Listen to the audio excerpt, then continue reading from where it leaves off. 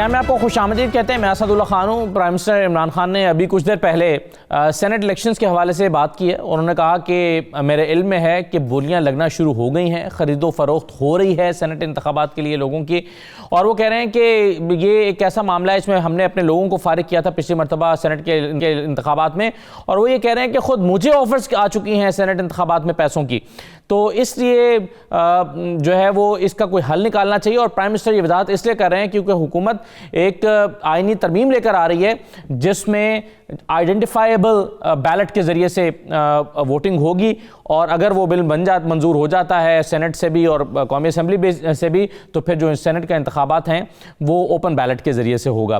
اس پر ایک تو پروگرام میں ہم گفتگو کریں گے. دوسرا, دوہری شہریت کے قانون کے حوالے سے بھی ترمیم تجویز کی گئی ہے.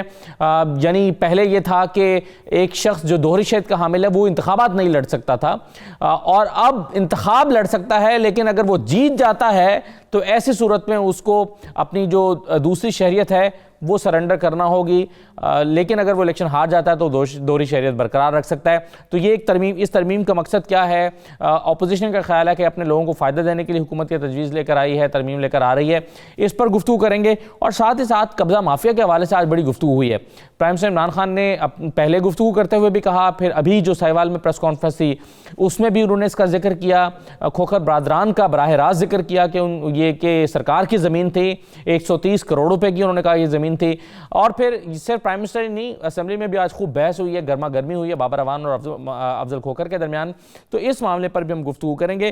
میرے ساتھ جو مہمان موجود ہیں تعارف کرواتا ہوں. اوریہ مقبول جان صاحب ہمارے ساتھ موجود ہیں, سینئر تجزیہ کار ہیں, اوریہ صاحب بہت شکریہ. ارشاد احمد عارف صاحب ہمارے ساتھ موجود ہیں, ارشاد صاحب بہت شکریہ.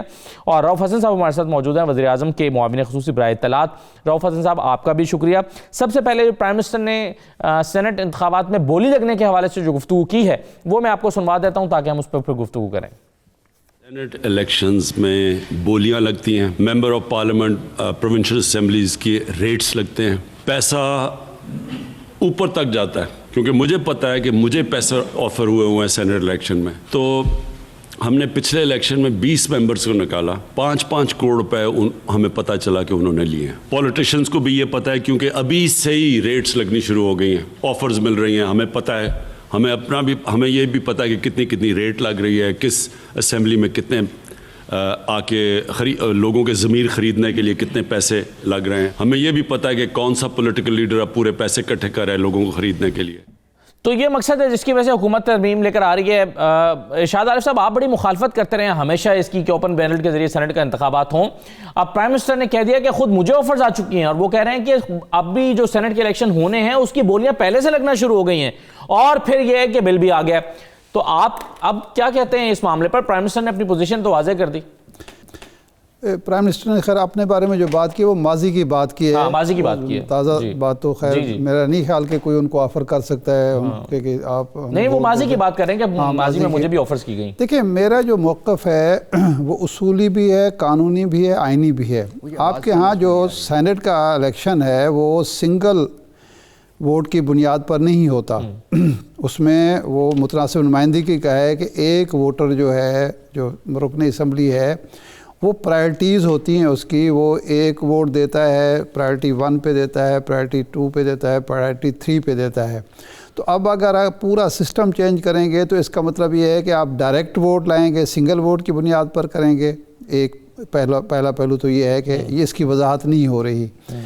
دوسرا یہ ہے کہ یہ ایشو جو ہے وہ خرید فروخت کا وہ اس وجہ سے نہیں ہے کہ خفیہ بیلٹنگ ہوتی ہے اس لیے خرید و فروخت ہوتی ہے. جن لوگوں نے اپنا ووٹ بیچنا ہوگا وہ اس کی قیمت بڑھا دیں گے, اس سے زیادہ کوئی فرق نہیں پڑے گا کہ وہ قیمت بڑھ جائے گی اس آدمی کی, کیونکہ لیکن جو حق تلفی ہوگی اس شخص کی جو اپنے ضمیر کے مطابق, اپنے ایمان کے مطابق, اپنے اصول کے مطابق ووٹ دینا چاہتا ہے. وہ یہ سمجھتا ہے کہ میری پارٹی نے یا میرے پارٹی کے قائد محترم نے فلاں آدمی سے پیسے لے کر, رشتہ داری کی بنیاد پر, دوستی کی بنیاد پر حق تلفی کر کے اپنے دوسرے ارکان کی جن کی خدمات ہیں پارٹی کے لیے, جو عرصہ دراز سے پارٹی کے ساتھ منسلک ہے, جس کی وفاداری ہے, اس کو نظر انداز کر کے ایک ایسے شخص کو ٹکٹ عطا کر دیا ہے جو نہ اس منصب کا اہل ہے، سینیٹر بننے کا اہل ہے، نہ جس کی پارٹی سے وفاداری جو ہے مستحکم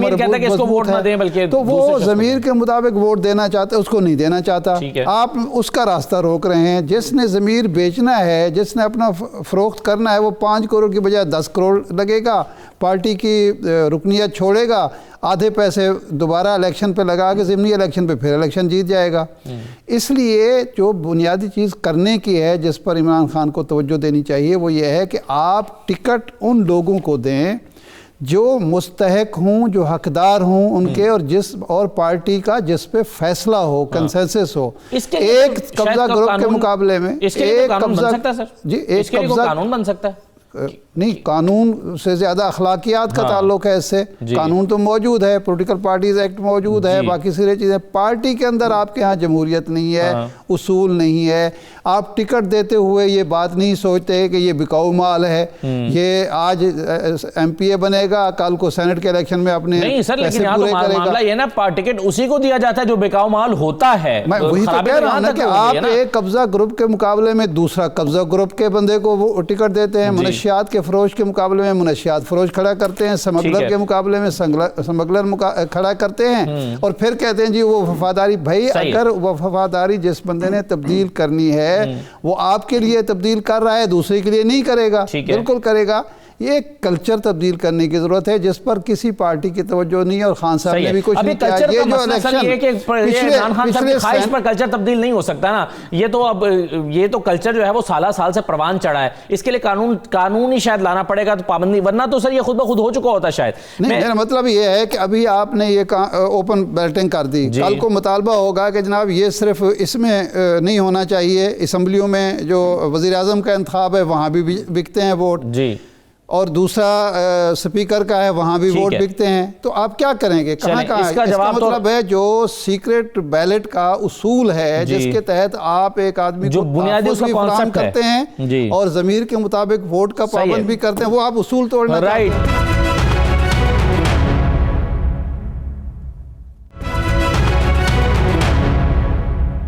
رؤف حسن صاحب، وہ لوگ جو ضمیر پر ووٹ دینا چاہتے ہیں وہ کیسے ووٹ دے سکیں گے؟ یعنی وہ اپنی ہی پارٹی کے خلاف جانا چاہتے ہیں اس لیے کہ ان کی پارٹی میں ایک شخص جو اہل نہیں ہے اس کو پارٹی نے ٹکٹ دے دیا، اور وہ چاہتا ہے کہ دوسری پارٹی میں اہل شخص کو ووٹ دے دے، تو وہ تو نہیں کر سکے گا اس قانون کے بعد. تو اس کی تو حق تلفی ہوگی نا. ارشاد صاحب کا پوائنٹ یہ ہے. رؤف صاحب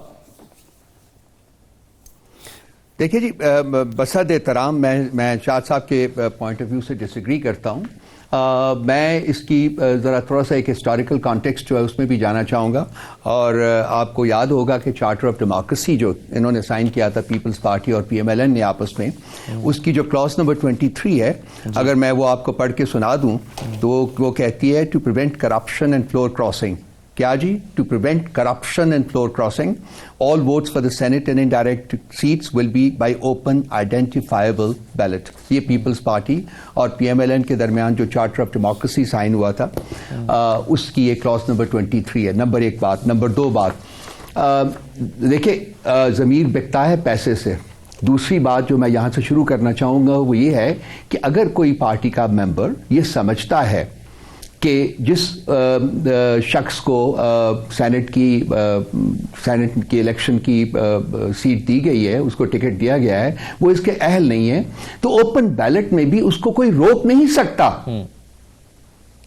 اپنا جو اس کا جینون ایک اوپینین ہے اس کو ایکسپریس کرنے میں. اس کے اوپر کوئی قید نہیں ہے. لیکن صرف یہ ہوگا کہ وہ اوپن بیلٹ میں جب وہ ووٹ دے گا تو پتہ چلے گا کہ اس نے پارٹی کے بندے کو ووٹ نہیں دیا. ہاں، لیکن رؤف صاحب آپ پھر اس کے خلاف کیا ایسا شخص آپ ہی پارٹی سے، اگر کوئی ایسا شخص جو آپ کے لوگوں کو ووٹ نہیں کرتا پیپلز پارٹی کو دے دیتا ہے، اب آپ کیسے ڈاؤٹ کریں گے کہ اس نے ضمیر کے مطابق کیا ہے، یا آپ اس کے خلاف تحقیقات کرائیں گے کہ اس نے پیسے لے کر تو ایسا نہیں کیا؟ اور کیا آپ ایک سیکنڈ سر، میں آپ کو پولیٹیکل پارٹیز ایکٹ میں آپ کو واپس لے کے چلوں گا. میں آپ کو یا ایک سیکنڈ جی میں بات کر لینے دیں پلیز. آئی شل بی ویری گریٹفل کہ اگر آپ مجھے اپنا پوائنٹ آف ویو جو ہے وہ بیان کر لینے دیں. اس کے بعد دیکھیں اب وی گو بیک ٹو ابھی آپ کو 3 سال پہلے میرا خیال لاسٹ جب الیکشن ہوئے تھے سینٹ کے تو ہماری پارٹی نے پی ٹی آئی نے ہی ایک پراپر انٹرنل انویسٹیگیشن کے بعد یہ کنکلوڈ کیا تھا کہ 20 لوگوں نے پیسے لے کے اپنے ٹکٹ جو اپنا جو ووٹ ہے وہ دوسروں کو دیا ہے. ہم وہ واحد پارٹی ہیں پاکستان کی پولیٹیکل تاریخ میں جنہوں نے ان 20 لوگوں کو اپنی پارٹی سے نکال دیا تھا. تو جو یہاں تک پی ٹی آئی کی مورل سٹیچر کا اور مورل فیتھ کا ہے وہ یہ ایک چیز ڈیمنسٹریٹ کرتی ہے کہ ہم ایتھکس جو ہے اس کو پالیٹکس میں دوبارہ واپس لانا چاہ رہے ہیں. یہ نہیں کرنا چاہ رہے کہ ہم ایتھکس کو اس میں سے نکالیں. اور پرائم منسٹر عمران خان جو سب کچھ یہ سٹیپس لے رہے ہیں وہ بھی اسی وجہ سے ہے کہ اور انہوں نے بارہا کہا بھی ہے, آپ میرے آرٹیکلز پڑھ لیجیے, اس میں میں نے بھی بارہا یہ کہا ہے کہ پاکستان کی پالیٹکس میں سے ایتھکس جو ہے وہ نکل رہا ہے گریجولی. اب یہ ایک اوپن سیکرٹ ہے, پیپلز پارٹی کہتی رہی ہے, پی ایم ایل این کہتی رہی ہے, باقی پولیٹیکل پارٹیز کیتی رہی ہیں, کوئی بھی پولیٹیکل پارٹی اس کے اوپر ڈس ایگری نہیں کرتی کہ سینٹ کے الیکشنز میں ووٹ بکتے ہیں اور بڑی قیمتیں لگتی ہیں. یہ ہے ایشو اس وقت, اور کوئی ایشو نہیں ہے. ہاں اگر کوئی پولیٹیکل پارٹی کا بندہ let's say P T I کا یا پی ایم ایل این کا یا پیپلز پارٹی کا یا جے یو آئی کا کسی اور کا, وہ یہ فیل کرتا ہے کہ جی یہ بندہ جو کہ پارٹی نے نامنیٹ کیا ہے یہ میرا ووٹ ڈیزرو نہیں کرتا, تو اس کو کوئی زبردستی نہیں کہہ سکتا کہ نہیں تم نے اس کو ووٹ دینا ہے.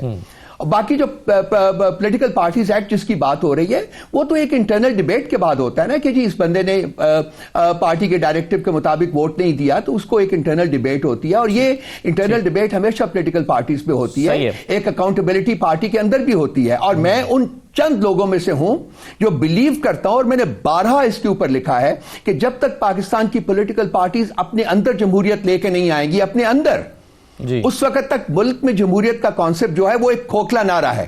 تو میں تو ان چند لوگوں میں سے ہوں جو کہ انسسٹ کرتا ہوں کہ جی نہیں, سب سے پہلے پولیٹیکل پارٹیز کو اپنے اندر ایک ڈیموکریٹک کلچر جو ہے, ایک جمہوری کلچر جو ہے وہ انٹروڈیوس کرنا پڑے گا. ٹھیک ہے, رائٹ سر, بالکل صحیح ہے. اوریہ صاحب آپ دونوں کی رؤف صاحب آپ یہ سجیسٹ کریں گے کہ اس صورت میں پولیٹیکل پارٹیز ایکٹ میں جو پابندی ہے ارکان کی یعنی پارٹی ڈسپلن کی وہ پھر ختم کر دیں تاکہ لوگ آرام سے ان کو خوف نہ ہو کہ جی لیکن میرا خیال ہے یہ اس میں نہیں آئے گا نا سر, وہ قانون سازی کے حوالے سے ہے شاید, یہ اس کانٹیکسٹ میں نہیں آتا جی. وہ ایک ہے چونکہ ہماری political party P T I جو ہے وہ بہت سارے سٹیپس اور بھی انویزج کر رہی ہے جس کو انشاءاللہ تعالیٰ یہ سینٹ کے الیکشنز کے بعد ہم اسمبلیز میں لے کے آئیں گے تاکہ ان کو پاس کر سکیں. وہ لیجسلیشن جو ہے وہ پاکستان میں جمہوری اقدار کو فروغ دینے کے لیے ہیں. ٹھیک, اور اس میں سے بہت سی چیزیں آپ دیکھیں گے, تھوڑا سا انتظار کر لیجئے. ہم چاہتے ہیں کہ جمہوریت کی جڑیں مضبوط ہو, اور ہم چاہتے ہیں کہ جمہوریت پارٹیز کے اندر سے شروع ہو, فیملی اولیگارکیز نہ ہو, یہ پرائیویٹ لمیٹڈ پارٹیز نہ ہو جیسے کہ باپ سے بیٹا, بیٹے سے اس کا بیٹا, یا باپ سے بھائی, ایک بھائی سے دوسرے بھائی. یہ کوئی جمہوریت نہیں ہے میرے بھائی. یہ جمہوریت کے نام کے اوپر آپ رائٹ سر. اوریہ صاحب کا میں پوائنٹ آف ویو اس پر لے لوں اگر آپ. اوریہ صاحب یہ لیکن ایک سوال پیدا ہوتا ہے کہ اگر ضمیر کی آواز پر ووٹ دینے کی اجازت یہاں پر ہے تو ضمیر کی آواز پر ووٹ دینے کی اجازت پھر قانون سازی کے لیے بھی ہونی چاہیے. وہاں پر بھی اگر ایک شخص سمجھتا ہے میری پارٹی جو بل آ رہی ہے جو قانون سازی کرنا چاہ رہی ہے یہ صحیح نہیں ہے, اس کو اجازت ہونی چاہیے کہ وہ اس کے خلاف ووٹ دے اور دوسری پارٹی کے موقف کو سپورٹ کر سکے. دیکھیں یہ پورے کا پورا قانون جو ہے نا یہ بنیادی طور پر پارٹی لیڈرشپ کی ڈکٹیٹرشپ قائم کرنے کے لیے بنایا جا رہا ہے.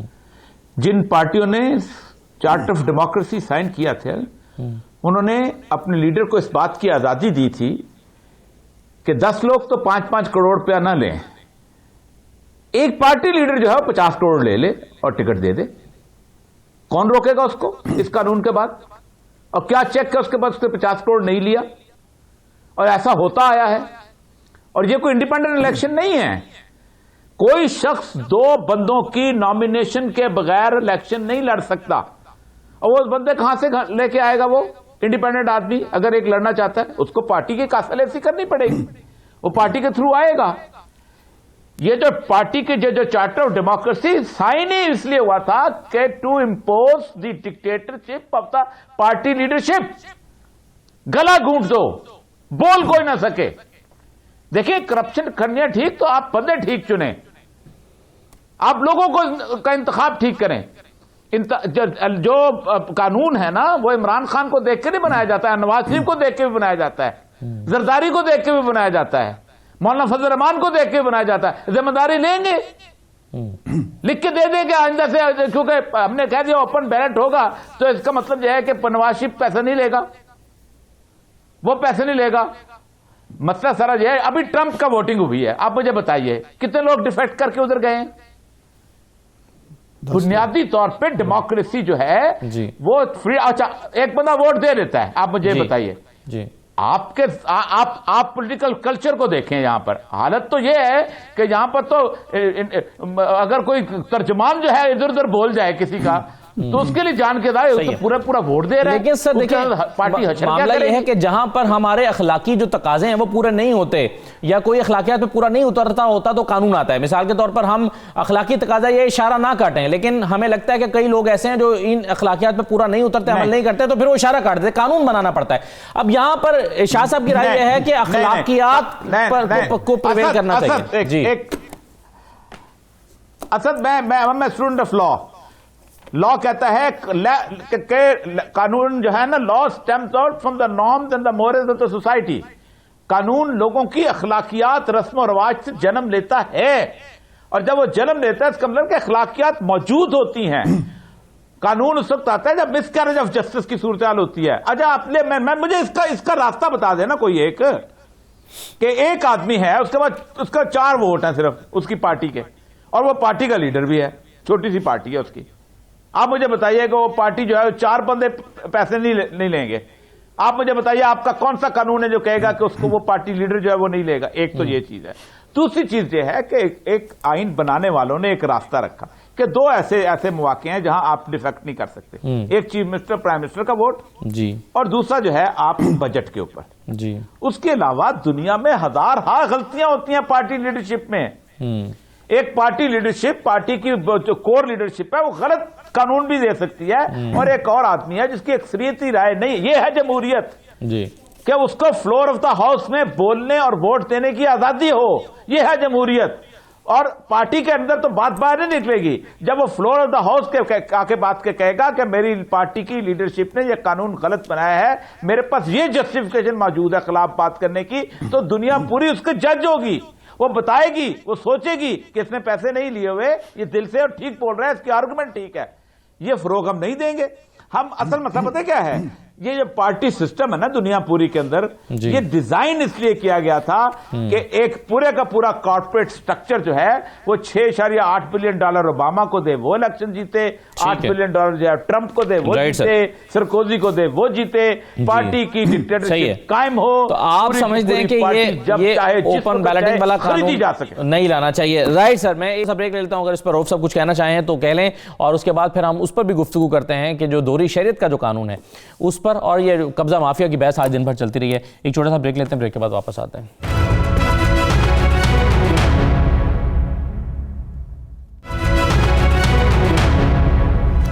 دوبارہ آپ کو خوش آمدید کہتے ہیں. آج گرما گرم بحث ہوئی افضل کھوکھر کے درمیان اور بابر اعوان صاحب کے درمیان قبضہ کرنے کے حوالے سے. حکومت کے پاس اپنے شواہد ہیں، پرائم منسٹر بھی اس پر بولیں، لیکن پہلے سن لیجئے کہ اسمبلی کے اندر کیا بحث ہوئی ہے.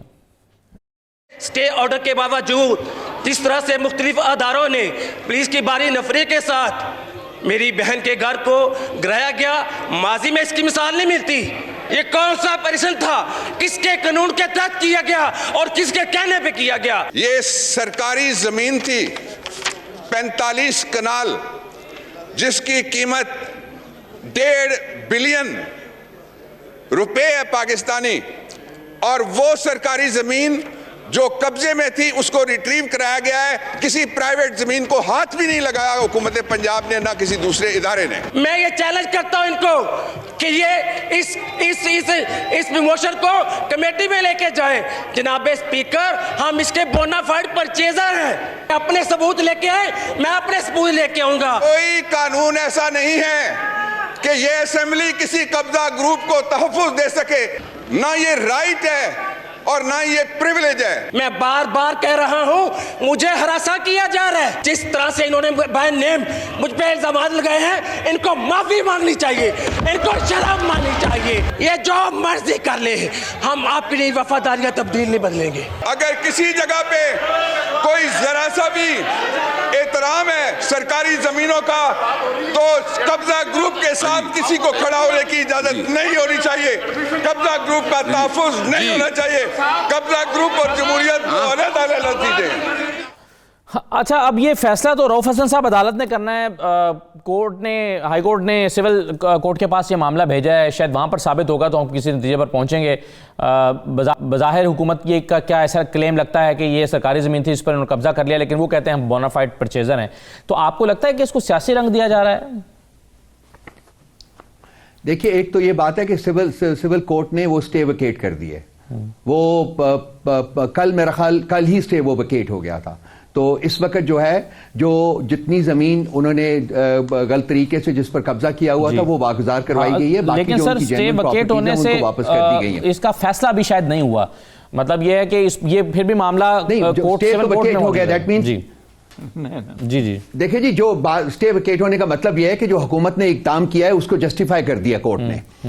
उसको उन्होंने ये नहीं कहा अपने जजमेंट में कि जी इसको आप रिवर्स किया जाए, और ये कि जी जो उनकी प्रॉपर्टी जो है, जो उनके घर जो है वो गिराए गए हैं, उनको आप दोबारा से बना के दें, ये नहीं कहा सिविल कोर्ट ने। उन्होंने उसका स्टे जो था उसको दिया हुआ था, खोखर बरादरान को दिया हुआ था, वो वेकेट कर दिया। दैट मीन्स के फैसला टेक्निकली हुकूमत के हक में आया है। और ये जो काम किया है हुकूमत ने, देखिए ये स्टेट की मतलब रियासत की जमीनों के ऊपर कब्जा करना, गैर कानूनी कब्जा करना, ये तो एक नोन रियलिटी है, सबको पता है इसका। और ये माफिया इसी तरीके से ऑपरेट करता है कि जी जहां आपका जो रूलर है, जो आपका हुक्मरान है, जो आपका प्राइम मिनिस्टर है, अगर वो करप्ट होगा तो वो उसको नीचे तक वो करप्शन जो है ना वो फिल्टर करती है। और यही हुआ है पास्ट हुकूमतों के दौरान, यही हुआ है। अब ये लोग जो है ये जमीनों पर, स्टेट रियासत की जमीनों के ऊपर इनको कब्जा करने दिया गया है पास्ट में, जिसको कि जब से पीटीआई की हुकूमत आई है उनको वागुजार करवा रही है। अब ये आके असेंबली में अगर चीखेंगे कि जी इसको आप कमेटी में लेके जाएं, ये कमेटी का मसला नहीं है, ये अदालत का मसला है। जो हुकूमत ने पंजाब की हुकूमत ने जो काम किया है, अगर ये उनके खिलाफ अदालत में लेके जाएं उनको कि जी इन्होंने गलत कानून किया, गलत तरीके से काम किया है, अदालत जो फैसला करेगी वो दोनों पार्टीज को मानना पड़ेगा। लेकिन क्राइसिस ये आता है कि ये लोग तो जो अदालतों के फैसले हैं उनको भी नहीं मानते। पीटीआई ने हमेशा अपने आप को, अदालत ने जो भी फैसला दिया, और बसा औकात वो फैसले पीटीआई की हुकूमत के खिलाफ आए हैं, लेकिन हमने वो फैसले भी कबूल किए हैं और उनको इंप्लीमेंट किया है। ये लोग तो जब इनके हक में फैसले आते हैं तो ये तालियां बजाते हैं, मिठाइयां बांटते हैं। जब इनके खिलाफ फैसला आते हैं तो कहते हैं जी ये कैंगरू कोर्ट है, ये तो बिकी हुई कोर्ट है, ये कोर्ट है, ये वो कोर्ट है। तो ये आप सारी हिस्ट्री आपके सामने है मेरे भाई, आप उसको पढ़िए, देखिए क्या है। खोखर ब्रदर्स के बारे में किसको नहीं पता कि कब्जा ग्रुप है, किसको नहीं पता। आप लाहौर शहर में रहते हैं, आप तो लाहौर में हैं, मैं भी बहुत देर उस शहर में रहा हूं। उस जमाने में भी मुझे भी पता था कि ये लोग कब्जा ग्रुप हैं, और मेरा पॉलिटिक्स से उस तरीके से टेक्निकली दूर पार का भी ताल्लुक नहीं है। हम तो जो उस शहर में रहने वाले भी जाते हैं, और भी बहुत से लोग हैं, मैं उनको नाम नहीं लेना चाहूंगा, इनका तो नाम ले रहा हूं क्योंकि वो खुल के सामने आ गया ऑलरेडी। तो मेरा ख्याल है कि जैसा कि एक और हमारे कॉलीग ने भी बात की और मैंने उससे पहले बात की है कि इस वक्त जो सबसे बड़ा क्राइसिस है मेरे भाई, इस माशरे का जो सबसे बड़ा क्राइसिस है वो है कि हम लोग अपनी इखलाकियात खो चुके हुए हैं। और एक माशरा जो कि इखलाकियात के बगैर किसी बेस के ऊपर खड़ा होता है, वो बड़ा वॉबली माशरा होता है, वो बड़ा कमजोर माशरा होता है। उसकी फाउंडेशन जो है वो ताकतवर नहीं होती है। वो माशरा जो है वो क्रम्बल कर सकता है। हमें कोशिश करनी चाहिए, और हम सब लोग बैठे हुए टेलीविजन के ऊपर, मेरा ख्याल हम सब की रिस्पॉन्सिबिलिटी है कि हम कोशिश करें अपने इकदाम से, अपने अल्फाज और अपने इकदाम दोनों से कोशिश करें कि माशरे में ये इखलाकियात जो हैं कम से कम इनको दोबारा से लोगों को सेंसिटाइज बिल्कुल अखलाकियात, इसके बगैर माशरा वो तरक्की नहीं कर सकता। दुरुस्त फरमाया सर आपने। लेकिन प्राइम मिनिस्टर ने भी आज इसका जिक्र किया, अगर सुनवा दें मुख्तलिफ, फिर मैं औरिया साहब की राय लेता हूं। बता दीजिएगा प्राइम मिनिस्टर क्या कह रहे हैं इस पर। मुबारक मैं चीफ मिनिस्टर साहब आपको और फिर आपकी जो टीम है, चीफ सेक्रेटरी और आईजी पंजाब, जिस तरह आपने ये बड़े बड़े कब्जा ग्रुप के महल गिराए हैं, मैं उसके लिए खास आपको मुबारक देना चाहता हूँ। मैंने बड़ा महल गिरते देखा, सबसे बड़ा लाहौर का कब्जा ग्रुप जिसकी पुश्त पे पिछड़ा वजीर आजम और उसकी फैमिली खड़ी थी, जो उनके होते हुए जमीन कब्जा हो रही थी, बल्कि उन्होंने उसको तहफ़्फ़ुज़ दिया। लोग कहते हैं ना तब्दीली क्या है, ये है तब्दीली। यहाँ तो औरिया साहब ख्वाजा साद रफीक पहुंचे, उनकी के साथ इज़हार यकजहती के लिए। मरियम साहबा चली गई कि ये सियासी इंतकाम लिया जा रहा है। कोई डॉक्यूमेंट नहीं चेक कर रहा कि उनके पास इसके डॉक्यूमेंट है भी नहीं। वो कहते हैं अगरचे मेरे पास मौजूद है, लेकिन हुकूमत कहती है कि उनकी जमीन है। नहीं है डॉक्यूमेंट्स, नहीं है डॉक्यूमेंट्स। ठीक है जी औरिया साहब। دیکھیں جو بندہ بھی تھوڑا بہت پاکستان کی ریونیو میں رہا ہے، میں خود چونکہ ظاہر بات ہے جو ایک ایڈمنسٹریشن میں میرا ریونیو کے ساتھ بہت تعلق رہا ہے، اس کے سامنے تو اعظم من الشمس ہے. وہ تو ایک منٹ کے لیے آنکھیں بند کر کے کہہ دے گا کہ کہاں کہاں قبضہ ہوا ہے اور کس کس جگہ قبضہ ہوا ہے. پہلی بات ہے مجھے یہ بتائیں کہ عام آدمی کا اگر کوئی حکومت محل گرانے جائے گی تو کیا اس کا مسئلہ بھی قائمہ کمیٹی کے اندر جائے گا؟ کیا اس کا بھی استحقاق ہوگا؟ بالکل. یعنی آپ اندازہ کریں سٹے آرڈر کی بات یہ کرتے ہیں، سٹے آرڈر کی بات کرتے ہیں. سٹے آرڈر ہوتا ہے اسٹیٹس کو از ٹو بی مینٹین کہ جو کسی کے حق میں نہیں ہوتا. سٹے آرڈر یہ ہوتا ہے کہ عدالت بنیادی طور پر یہ سمجھتی ہے کہ ابھی تک حقائق ہمارے سامنے نہیں آئے کہ کیا ہے، تو صورتحال کو لیکن جب حقائق اس کے سامنے آتے ہیں تو فیصلہ جو کا توں رکھا جائے. اس میں یہ ہوتا ہے کہ میرا قبضہ ہے تو میرا رہتا ہے، میرے سے دشمن کا قبضہ ہے دشمن کا رہتا ہے. اب جس وقت تو اسٹے ویکیٹ ہوا ہے تو اس کا مطلب یہ ہے کہ عدالت نے سمجھ لیا کہ حقائق اس کے سامنے، اور سب کو پتہ ہے یہ زمین کس کی تھی، کیسے ہوئی، کس طرح قبضہ کیا گیا، اور ہر ایک کو لاہور شہر کے اگر آج پٹواری جو ہے نا ٹرانسفر کر دیا جائے نا کچھ، تو میں آپ کو بتاؤں لاہور شہر کے اندر آدھی پارٹیاں جو ہیں ان کے M N A M P As ختم ہو جائیں. یہ آپ شیخوپورہ بھی شامل کر لیں، لاہور سے باہر تھوڑا سا نکل کے یہاں لگے ہوئے ہیں، وہاں پہ بھی ایسے قبضہ ہر جگہ. اور یہ میں تو کہتا ہوں اس کو ایگزامپل بنانا چاہیے. بیواؤں کی زمینیں ہیں، یتیموں کی زمینیں ہیں، اوورسیز پاکستانی جو بیٹھے ہوئے ہیں تھوڑے تھوڑے پیسے جمع کر کے. میں آپ کو ایک بات بتاؤں، کوئٹہ سے ایک فیملی جو ہے اسی جو ٹاؤن میں آئی، وہاں سے بیچاری، میں چونکہ میں کوئٹہ سے آیا ہوں تو کوئٹہ کے بچے جو تھے وہ یہاں آ کے، اور یا فیملی والے جو اس کا مسئلہ ہوتا تھا وہ میرے پاس آتا تھا. وہ یہاں گھر بیچ کے آئی، اس نے یہاں گھر خریدا اور اس نے اسی جارج ٹاؤن کے اندر اسی قبضہ گروپ کو 35 لاکھ روپیہ دیا اپنا گھر کا قبضہ لینے کے لیے. یہ بڑی پرابلم ہے کہ اپنی ہی پراپرٹی کو چھڑوانے کے لیے پیسے دینا پڑتے ہیں کہ جی اب آپ نے قبضہ چونکہ کر لیا ہے، یہ پیسے لیں اور چلے جائیں. میں آپ کو بتاؤں اگر آج ایل ڈی اے کے کاغذات کی سرعام سکروٹنی کی جائے، پاکستان کی پولیٹیکل پارٹیز کی ایلیٹ جو ہے وہ کٹہرے میں آ جاتی ہے. جی ہاں بالکل ارشاد صاحب، بہت صحیح ہوا ہے اور یہ ایگزامپل بننا چاہیے. اور ایک پراپرٹی کی 2-3 رجسٹریاں لوگوں کے پاس. اس کا ایک دوسرا پہلو بھی ہے. جی میں بالکل اس بات سے متفق ہوں، یہاں جو بڑے مافیاز ہیں، قبضہ گروپ ہیں، سب کو پتہ ہے، کم از کم جو میڈیا سے تعلق رکھتے ہیں ان کو پتہ ہے. وہ ایم این اے بھی بن چکے ہیں، سینیٹر بھی بن چکے ہیں، ایم پی اے بھی بن چکے ہیں، اور بھی بہت کچھ ہے. یہ 85 کے بعد جو صورتحال پیدا ہوئی پہلے بھی تھی. پہلے یہ نہیں تھا کہ پہلے کوئی فرشتے ہوتے تھے اور سارا کام 85 سے ہوا ہے، پہلے بھی یہ کام ہوتے تھے، لیکن اس پیمانے پر نہیں ہوتے تھے کہ وہ ایم این اے بن جائیں، ایم پی اے بن جائیں، سینٹ بنائیں، وزیر بن جائیں اور وزیر اعظم ان کی پشت پناہی کر رہا ہو، پریزیڈنٹ ان کی پشت پناہی کر رہا ہو. لیکن اس کا دوسرا پہلو ہے، وہ یہ ہے کہ جناب والا یہ اگر قبضہ کھوکھر نے نہ کیا ہوتا اور یہ سیف الملوک کھوکھر اور دوسرا اس کا بھائی جو ہے اس کی بجائے یہ کوئی اس کا تعلق مسلم لیگ نون سے نہ ہوتا تو پھر بھی اسی طرح سے اس پر یلغار کی جاتی. وہ پٹواری جو یہاں قبضے کراتے ہیں ان کو ابھی تک تبدیل 2.5 سال میں کتنے پٹواری تبدیل ہوئے ہیں، کتنے پولیس کے وہ افسران صوبہ بدر ہوئے ہیں جو یہی کام کرتے ہیں، یہی کاروبار کرتے ہیں. پرابلم یہ ہے جو اخلاقیات کی بات رؤوف صاحب کہہ رہے ہیں، میں اس سے متفق ہوں کہ ہم بھی جاگتے اس وقت ہیں جب ہمیں پتہ چلے کہ فلاں آدمی جو ہمارا مخالف ہے وہ یہ کام کر رہا ہے، تو اب بہترین موقع ہے کہ جناب اس کو دبا دیا جائے اور واہ واہ بھی کرا لی جائے. یہ بنیادی چیز ہے. پی ٹی آئی سے تعلق رکھنے والے لوگ کیا یہ کام نہیں کر رہے؟ کیا وہ ٹکٹ انہوں نے نہیں لیے پچھلے الیکشن میں؟ انہی کے رشتہ دار تھے، انہی کھوکروں کے ایک رشتہ دار کو دیا گیا تھا. تو یہ کراس رپورٹ کاروائی ہونی چاہیے، یہ ہونا چاہیے. بالکل میں اس کے حق میں ہوں، سارے قبضے واگزار کریں، لیکن پاکستانیوں کے زمینوں پر قبضے ہوئے ہیں. بالکل صحیح ہے سر. ایک بریک لے لیتا. رؤوف صاحب بہت شکریہ پروگرام میں شرکت کرنے کے لیے. بریک کے بعد واپس آتے ہیں. جی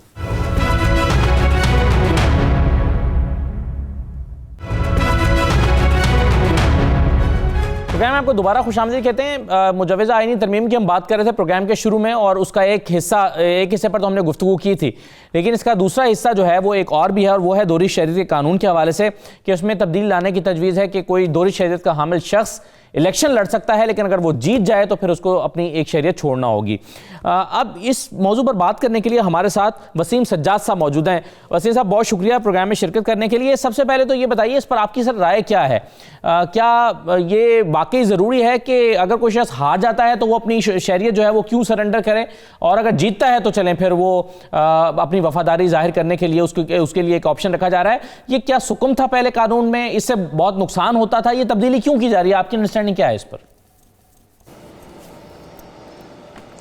جی یہ جو تبدیلی کی جا رہی ہے وہ اس لیے کہ سینٹ کی الیکشن کے بارے میں اکثر یہ شکایت آئی ہے کہ خفیہ بیلٹ جب ہوتا ہے تو لوگ اس میں خرید و فروخت کرتے ہیں، ووٹ بیچا جاتا ہے، اور جو پارٹی کا نمائندہ ہوتا ہے جس کو پارٹی کے مینڈیٹ کے مطابق ووٹ دینا ہوتا ہے اس سے انحراف کر کے ووٹ دیتا ہے، کوئی ذاتی وجہ سے ووٹ دیتا ہے.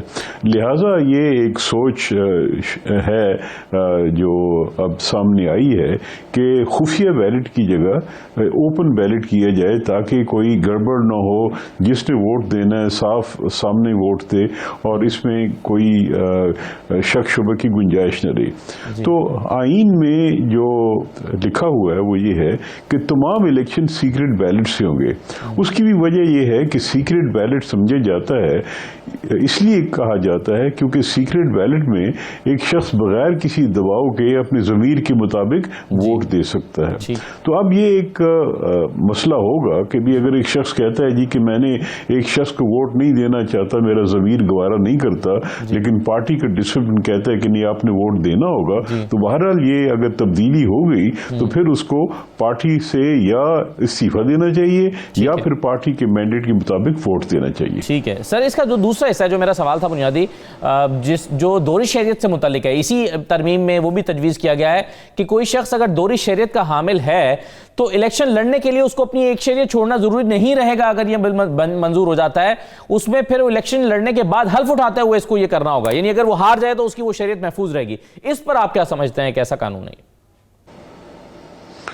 جی اس میں بھی ہمارے آئین میں یہ لکھا ہوا ہے کہ کوئی شخص جو دوہری شہریت رکھتا ہو وہ اسمبلی کا ممبر نہیں بن سکتا. جی اور یہ آپ کو یاد ہوگا کہ بہت سے ایسے کیسز سپریم کورٹ کے سامنے آئے جہاں سپریم کورٹ نے دوہری شہریت والے ممبران کو ڈسکوالیفائی کیا اور ان کو سیٹ چھوڑنا پڑی کیونکہ یہ آئین میں لکھا ہوا ہے. جی تو لیکن دوسری طرف یہ جو دوہری شہریت جس کو ہم کہتے ہیں یہ وہ پاکستانی ہیں جو انگلستان میں، امریکہ میں، سعودی عرب میں، یو اے ای میں تو کم ہے، زیادہ انگلستان میں، میرا خیال ہے یورپ میں ہوں گے یا امریکہ میں ہوں گے.